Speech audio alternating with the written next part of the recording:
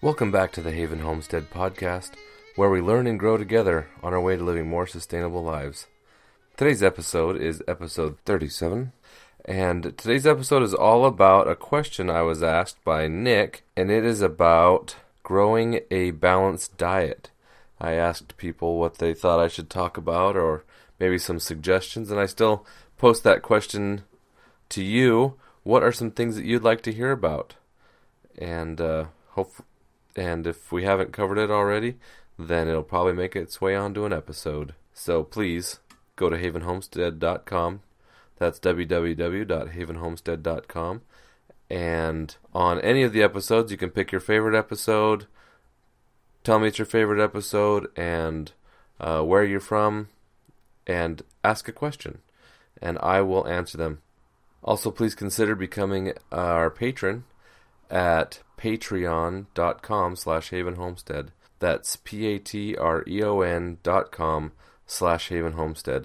And I will put all of the URLs in the show notes for all the stuff. I always put the URLs in the show notes for the things I talk about.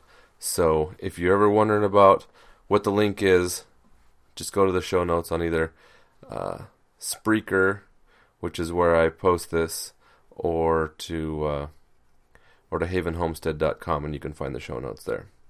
Last but definitely not least, a word from our sponsors, HappyLeafLED. Vic Zatteray and his team at HappyLeafLED are changing the way growers think about grow lights. HappyLeafLED is no joke lighting technology that really works. The lights are affordable, powerful, and efficient. With their Anywhere Anytime garden kits, they'll change the way you think about hydroponics too. For more information on HappyLeafLED, go to HappyLeafLED.com.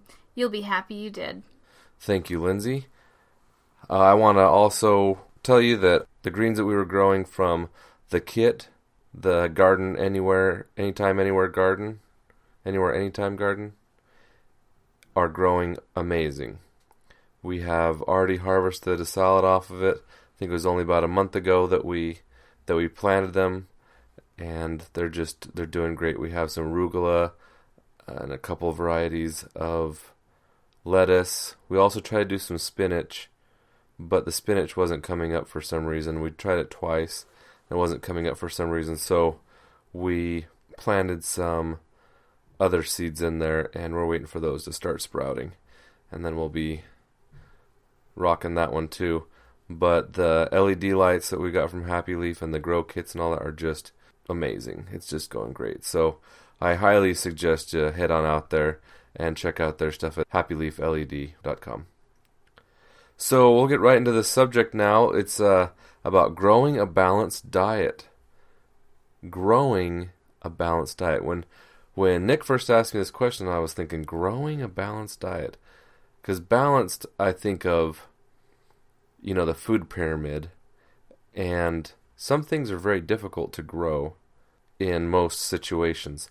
So we're going to just go ahead and cover some of the main things that we can do. And you might have to supplement some things you buy at the store, but this is going to really set you on your way to growing a much more balanced, well-rounded, sustainable diet from your homestead, from where you're at. And even if you don't have a lot of acreage, even if you just live in town with a small city lot, you'll be able to do a lot towards getting more sustainable. After all, that's what we're all about. So the first thing I want to say is fruits and veggies. One of the nice things about them is that you can grow them. I mean, even if you don't have very much room, you can do, like for apples, for instance, the columnar apple is this apple tree that grows on just the trunk. It doesn't really have lateral branches. Sometimes they grow out and you just clip them off, but it grows in a vertical, just the trunk, and then the apples grow off to the sides of it. You can keep it in a pot and move it around, like if you're going to leave and move to a different apartment, you can take it with you. So that way you're growing your own fruit. I did an episode on growing in the city. If you haven't heard that one, you might want to go check that out. It's one of the first few episodes, maybe episode 12 or somewhere around there. So so that's one good thing is you can grow them about anywhere as long as you have some space. And with the anywhere anytime garden, all you need is a plug-in and a tabletop, and you can make your little indoor garden that will help you to supplement your balanced diet.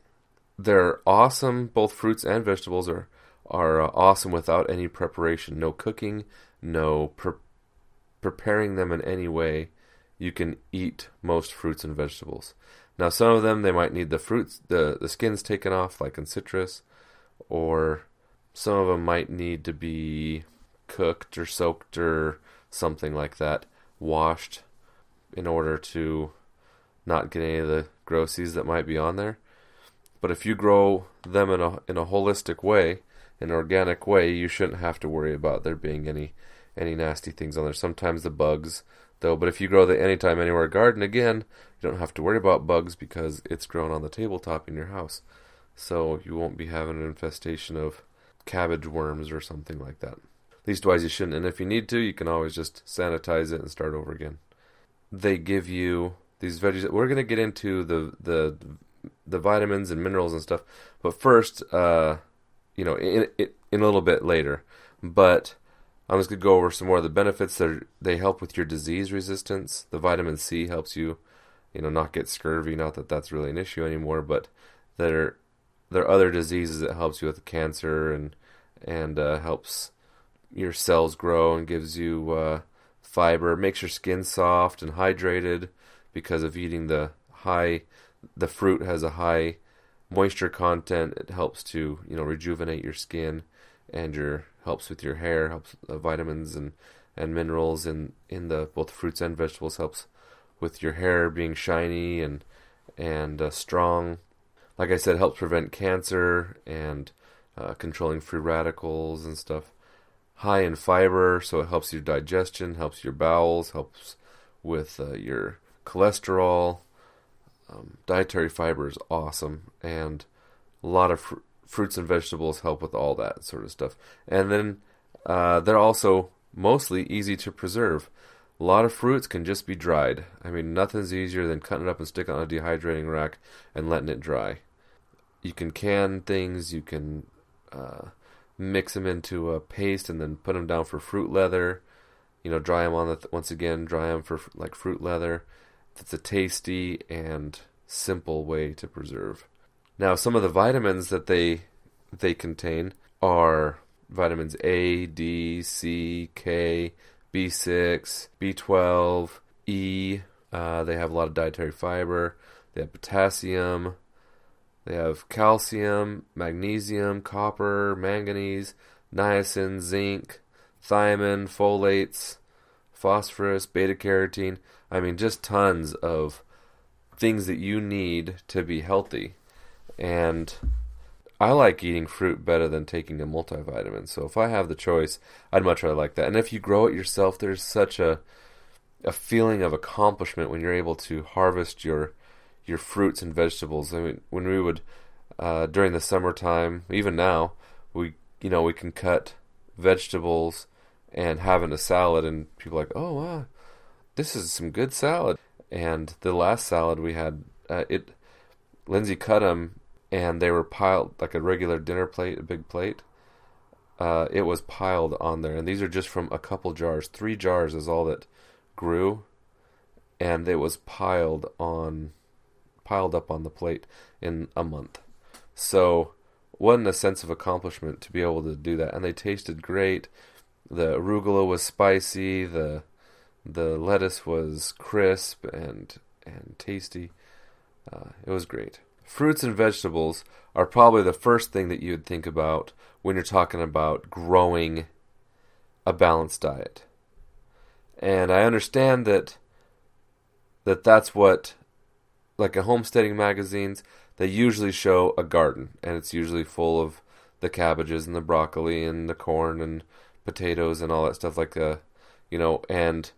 but it's important to get protein as well. Protein, fats. There's things like spinach that have a little bit of protein or a little bit of fat in them, and a little bit of cholesterol. I mean, like just a little bit, but it's important to get those in your diet as well for healthy function, healthy organ function and brain function and stuff. So some of the best meats I've found that you can raise and grow your own, and they take a little bit of space, or I mean, space conscious, are rabbits. And if you want to learn more about rabbits, I did a whole episode on rabbits, actually a few episodes on rabbits, and chickens, and I did a few episodes on chickens. Now, if you just want to get meat and eggs, quail is another alternative. Even though the eggs are a lot smaller, meat is a lot smaller, but they grow really fast, and they're easy to keep like in your garage. Now, chickens you couldn't keep in your garage without their, they just need more room. They need more space. And I'm gonna go over the meat properties, just a couple. I'm just gonna do 3 for the rabbit. So rabbit is 9 grams of protein per ounce of meat.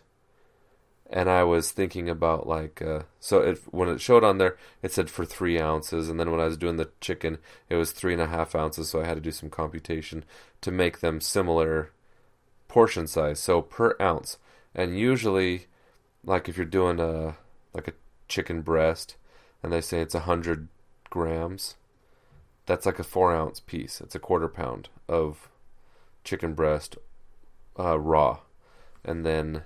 And so I'm going about the same amount, same sort of thing with rabbit, but I just cut it all down. I put it down to 1 ounce. So it's very small, but you can get an idea. Apples to apples is my intention here.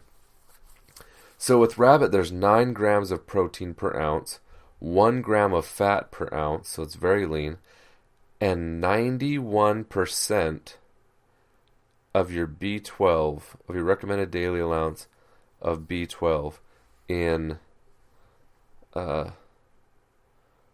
think that was in 3 grams of it, or 3 ounces or something. But still, there is a lot of your recommended daily allowance of B12 in rabbit meat, which I didn't know that it was high in B12. That was something interesting that I learned here. Now with chickens, they have 6 grams of protein per ounce. This is in skinless, boneless chicken breast. Raw, of course. 6 grams of protein per ounce. And I found differing information, but about 3/4 of a gram of fat per ounce. So it's about a 1/4 gram less fat per ounce of meat than rabbit. But B vitamins was really low, like 10% or 15% or something like that. So I just wanted to bring that up, and I have a little page here that talks about the real other white meat, rabbit, of course, and he just says a couple things here that rabbit has the lowest cholesterol value of any meat product compared to the next 2 lowest, chicken and pork. With a value of 230 milligrams per serving, rabbit has a mere 164 milligrams of cholesterol. So that's cool. Rabbit's the lowest calorie meat per serving at 795 calories per pound versus 810 for chicken, 840 for veal, 1190 for turkey, and 1440 for beef. Pork weighs in at a whopping 2,050 calories per pound. Rabbit meat is the highest in protein compared to chicken, fish, lamb, pork, and even beef. Rabbit meat is highly digestible and recommended by the USDA for children and the elderly. USDA also proclaims rabbit meat the most nutritious meat known to man. Now that they put the USDA also proclaims this, kind of makes me doubt it more than if they hadn't have put USDA on there. I'm just distrustful of the government, I guess. And it tastes good. And rabbit meat is really mild flavored. So you don't have to worry about it overpowering like mutton or sometimes venison or other wild meats like that. And wild rabbits, as far as I know, taste just like domesticated rabbit. I've had wild rabbit before and it tasted fine.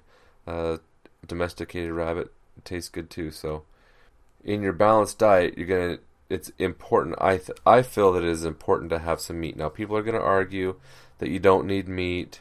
You know, vegan and vegetarians are going to argue. But I think that if you're going to raise all your food, or try to raise a balanced diet and not have access to outside, tofu. I can't grow tofu. I can't grow soybeans here, as far as I know. I'm not very interested in it, but there are a lot of things that I can't do here, and you might not be able to do where you live either. Another thing about having chickens, so if you're going to have chickens, I was looking at natural versus commercial eggs and their nutritional value. Now, chickens are not vegetarians. I have chicken egg cartons that people have given to me that says vegetarian based only or something like that. Now, chickens are not vegetarians. They are omnivores. They're not herbivores. They don't just want grains and so like when you turn the chickens loose, they go after worms and bugs and seeds and grass and everything that looks like food to them. That is important for a healthy egg, for them to have all the things that they need, not just vegetarian because it makes you feel better about what they're eating. They naturally should eat what they need. So natural eggs have 2 to 10 times, it's kind of hard to wrap your head around, 2 to 10 times more omega-3 than store-bought eggs. That's a lot, and that's a very beneficial fatty acid. So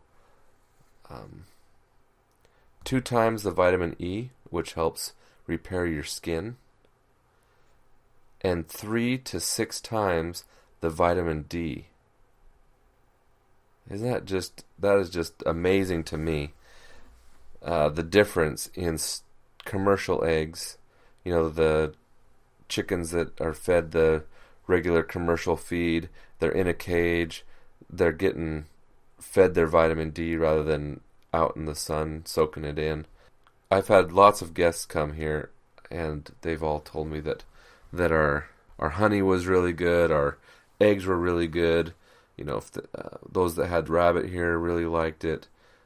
And so in Nick's question, he says something along the lines of, could you tell us about how to raise a balanced diet, grow a balanced diet? And I think that this is really the way to do it. Permaculture, look into permaculture. You have your plant systems and animal systems, and it will really set you on the right path to growing your balanced diet. You get your fruits, you get your veggies, you get your meat, you get your eggs, you can get your root vegetables like your potatoes for starch, you can raise corn for your grain needs. If you can't raise wheat, because we're not really have very good climate. I mean, I guess people do raise wheat and barley and oats, but we often have wet summers which will ruin them. However, the corn seems to do just fine. So you can raise your grains, you can raise all these things. And if you don't want to eat some of the stuff, if you want to just raise it for animal food, then that works as well. And if you want to get your dairy into there, then you can also get a dairy goat or a dairy cow. I've been thinking of getting a dairy cow, but it's harder and harder nowadays to find someone to watch your cow for you while you go out on vacation. Goats, you can find people that will still milk a goat because you only get, a quart or 2 quarts out of a goat per milking. But with a cow, I mean, you might get a couple gallons per milking. So that's a lot of milk to try to get rid of. I was thinking about the other day, I was thinking, man, we go through a gallon of milk a week. I don't know how we do with all the, up to 5 gallons a day. It's just more than I think that we can handle. But maybe we'll get a goat, start with that, get into the habit, and then maybe get a milking cow. Lindsay would like a miniature cow, she says. But I think she likes the idea of the miniature cow more than actually probably having a miniature cow. So, just things to think about. All the things that you need, you can grow. So get to it. get growing that balanced diet. If you have any questions, please email me, or you can find our email. That's fine. Email me at find our information on the contact us portion at our website, which is again www.havenhomestead.com. Well, it's been another episode of the Haven Homestead podcast, where we learn and grow together on our way to living more sustainable lives. Thanks for listening.